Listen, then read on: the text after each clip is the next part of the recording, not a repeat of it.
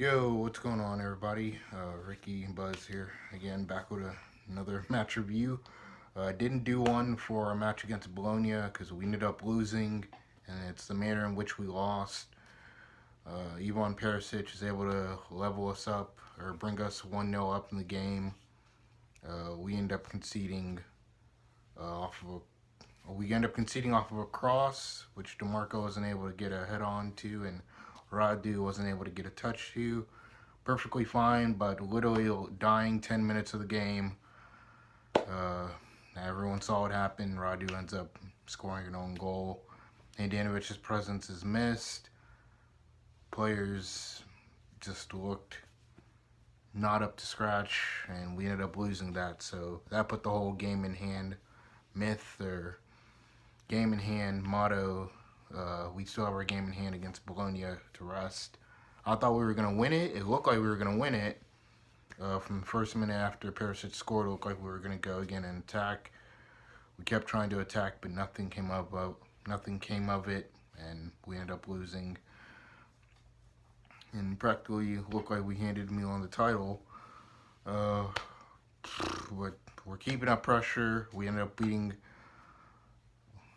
I forgot who we played. Udinese, that's who we played. Thought it was Spezia for a minute. We ended up beating Udinese 2-1. Ivan Perisic takes us again with the lead. We end up getting a penalty through Lontaro, who ends up shooting it. He ends up missing. It bounces off the post, but he's able to follow it up with a rebound and scores 2-1. In the second half, Udinese end up getting one back, and with I think 25 minutes to go, and it's looking pretty nervy, and we end up seeing it out. 3 games left in the league, but a total of 4 games for us to play. Now, more or less, it's getting down to the wire. It's more or less we're 2 points off. We were leveled. I think we were level points. Milan ended up beating Fiorentina. It's looking like it's going to go down to the wire. Our next game is Empoli, which on Friday, and then the following Wednesday, we play Juventus in the Coppa Italia final. I think Barella went off injured, or was a doubt, because he had suffered a bruise on his thigh. But more or less, we should steamroll Empoli. When we look at the league standings at the moment, Empoli, 14th place, shouldn't give us any trouble. But then we said the same thing about Bologna, because they're literally currently standings. Bologna is 13th, but yet they still decided to give us a game for no reason.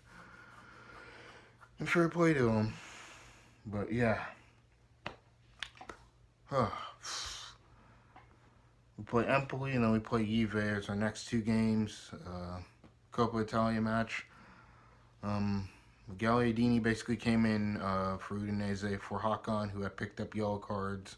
Who was suspended through yellow card accumulation. So Gagliardini did pretty well. There were a few times in the first half where our attack did break down, just through him. But I don't know why he was the furthest one. He should have probably stayed back and Barella be the furthest one up. But yeah, a lot of question marks over basically our starting pair. Because let me see, who did we start with? Udinese lineup. Starting pair was Dzeko and Lontaro. And yeah, it's more or less like now we're getting down to the final 3 games. 3 games in the league, plus the Coppa Italia final. And yeah, mind's willing, but the body's not giving. Because you can see it with Dzeko. Fantastic first 6 months with us. He came through in very important matches during the January period where he scored in the 90th minute when we were drawing for us to win. But I think him being a starter just doesn't work. Correa, and conversations need to be had about this going into the summer as well after the league's finish. because we need midfielders, because we let Stefano Sensi go to Sampdoria when, okay, Hakan's now suspended. We don't have another good player on the ball who can create something and who looks comfortable on the ball. We have Gagliardini, not very good, technically limited. Vecino, not very good, technically limited.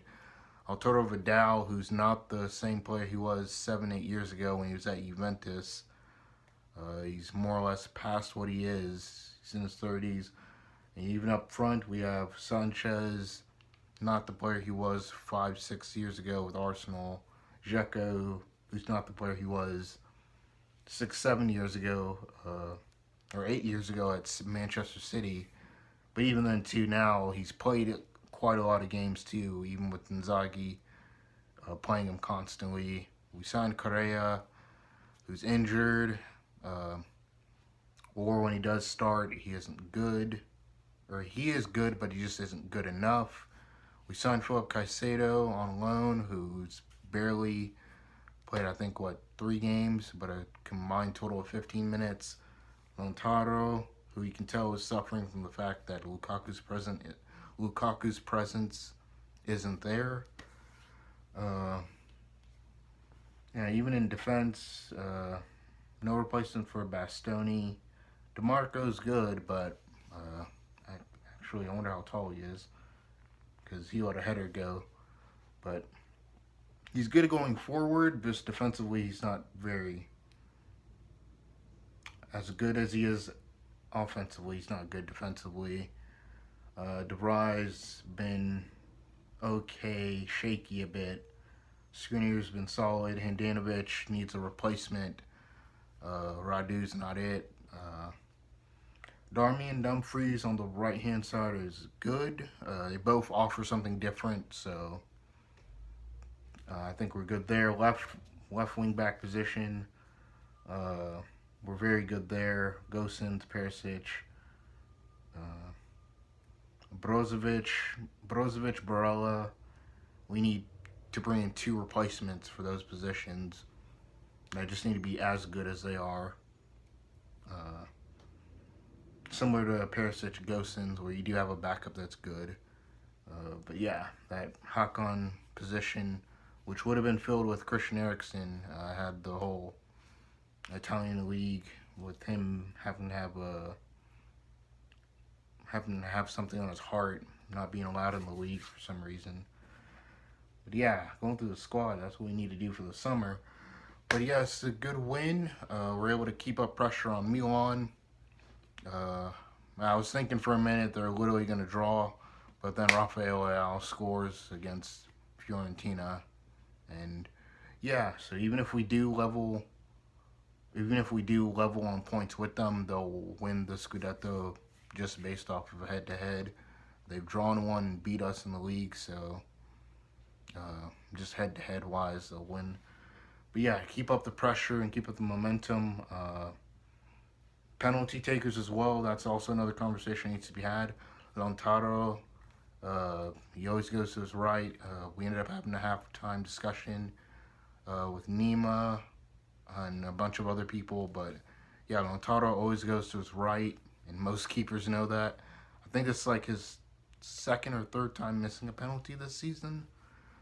But yeah, it should be Ivan Perisic or Hakan Çalhanoğlu as the first 2 penalty takers in the squad. I don't know, I guess Inzaghi wanted to stick by Lautaro and make him penalty taker. But yeah, that's Hakan and Perisic are the 2 that I would pick. Is they're both calm, cool, and collected when they've taken them. I know Hakan, I think, missed against Juve, but he did pretty good on the follow-up when he retook it. So yeah, man, this is getting down to it. 4 games left. A very important game next week, Wednesday. In the Coppa Italia final, you want everyone to be rested. I would say to do similarly what I would have thought we would have done is try to bury the game against Empoli in the first half. just try and score 3-4 goals if possible. Take off starters, so Barella or Brozovic or Lontaro play, take them off, give them a rest, give them 45 minutes, 50, 60 minutes, and then take them off so they're rested and ready against Juventus on Wednesday. But yeah, that's going to be very crucial game. Empoli, hopefully we win that and Empoli don't try and give us a fight, because kind of looking at it, looking a bit weird. Who does Milan have to play? I think Milan, Hellas Verona, which they gave us a fight. Sassuolo gave us a fight, beating us 2-0 during our 2-month dry patch period. And Atalanta, Gasperini and them. I don't know, very hit and miss, but it's our job to basically take care of business and make sure that we get all the wins possible and finish off the season strong. Ouch. Yeah, 3 games left in the league, plus the Coppa Italia final. Once the final game plays, we can literally sit back and assess everything, go through ranking how each player did overall in the season and where you rate Simeone and Inzaghi, as well as potential sales ins and outs, but that'll be saved for the last game of the season. But yeah, very good match for Bologna. It did look a little nervy when Bologna scored with 25 minutes to go, like we might potentially draw this. Arturo Vidal came on, Correa came on, Sanchez came on, but yeah, they're just not. They just don't have that killer finishing like they used to anymore. Like Sanchez just isn't like as good as he used to be 6-7 years ago at Arsenal. Or Correa was very limited, but I guess he worked in the Lazio system with the players they had there versus the players we have here. We don't have a Luis Alberto or Milinkovic-Savic. But yeah, I'll catch you guys Friday when we take on Empoli. I think we play them 1:45 p.m. Oh, 11:45 in the morning. Wow. Yeah, I'll just be getting off work just in time. Yeah, so I'll catch you guys at like around 1 p.m. 2 p.m. Central U.S. time for that match review. Then I'm going to go watch Multiverse of Madness the second time. But that'll be another discussion on the channel. Be sure to leave a like, comment, and subscribe. Be sure to comment down below how you see the next 3 games going. How do you want Inzaghi to approach Empoli? Starters, play starters, sub them off, or start with the second team, sub starters on if you need them to, give them 45 minutes, and then take them off, or rotate, heavy rotation, light rotation. Do you see us winning? Do you see us losing? Do you see Empoli giving us a tough game? And I think we're playing first Friday, so if we win, we'll be 3 points ahead of Milan before their game on Sunday, so we'll have that 2-day breathing room of being a point ahead of Milan before they play their game against Verona. But we'll see how this goes. I'll catch you guys Friday, and yeah, enjoy the ride in this scudetto race. Ciao.